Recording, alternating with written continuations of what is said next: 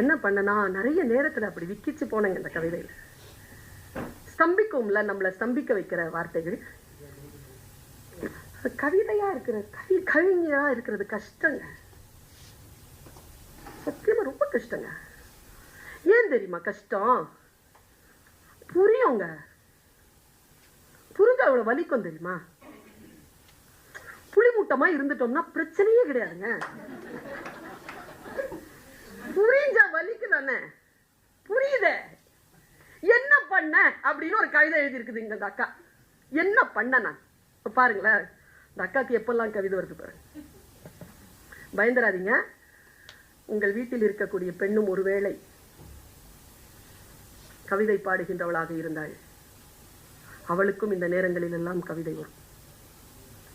நான் இந்த நேரத்தில் நிறுத்திட்டு, இந்த கவிதையை சொல்றதை நிறுத்திட்டு